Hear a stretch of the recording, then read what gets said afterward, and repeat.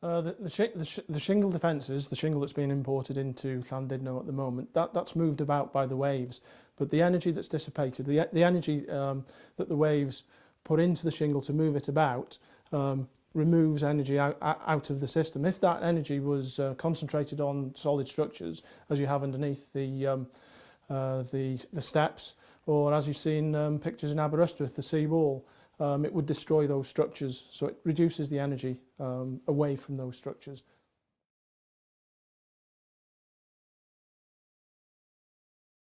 Groins can be used as a sea defence. In fact, they were considered when the first design for this scheme around about 1992 was first considered. So, and groin option was actually the first option that was developed. There was public opinion that was against using large groins, those of 400 metre long groins adjacent to the pier. But groins can be a solution, they were considered at that point, and groins could be a future solution. But you couldn't just implement that sort of scheme without design and without understanding how they're going to respond and how the beach is going to respond as a consequence of putting groins in. So it is a potential answer, but it's something that you'd have to do quite a bit of work into researching.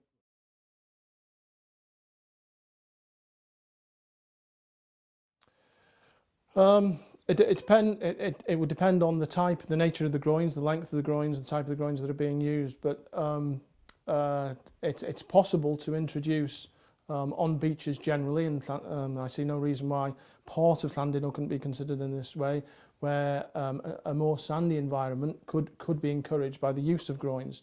Certainly the timber groins, but I think, for me, there's a piece of work that needs to be undertaken to understand what you can actually get, because I think this is an issue. It's more than coast protection. It's more than the flooding of Llandudno. It's about amenity value of beaches. It's about the commercial nature of the town itself. And I think when you bring those three together, that will define the product that you get at the end. Because if you consider it merely from flood defence, then the product that is there, it meets the purpose. I would argue it's met the purpose for the last 10 years. You've not had the extent of flooding that you would have had if that shingle beach wasn't in place.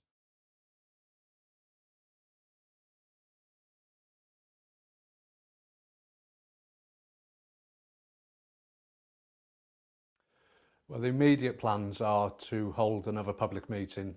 At the first meeting that I attended, I gave a promise to set up another date in a public meeting. I fulfilled that. The date of that is the 20th of May in venue Cllr at 7 o'clock at night. So there's another public meeting to have that, and that'll be an ideal time to discuss the way forward.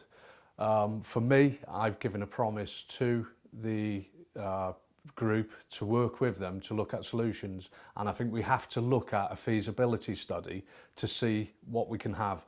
As Geraint said earlier, just looking at as a coast defence, I don't think is the answer. I think if we look at it as part of the economy, as part of tourism, and as part of a coastal defence, then the feasibility study may give us some solutions to that. It's also worth noting at the end of once we find out what we can have, is that then would need modelling. You know, for example, if it's wooden groins, anybody that's going to give us some money towards putting some sand and replenishing a beach there would need to have confidence that their money's not going to be wasted. For example, a couple of years ago, we put 1,000 tonnes of sand on North Shore from West Shore, and I got a phone call from the harbour master, said, you know, within 3 days that 1,000 tonnes had disappeared.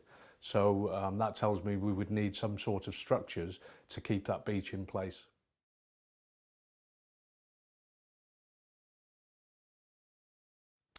No, as I say, I give a commitment to work with the group. I give a commitment to work with my fellow councillors to look for a solution.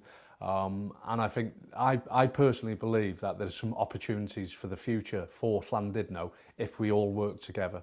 I can understand people are angry, I can understand that, but we need to get over that anger and we need to sit round the table, work together for the future of Llandudno, and I'm given a commitment as a county councillor in Conway to assist that process.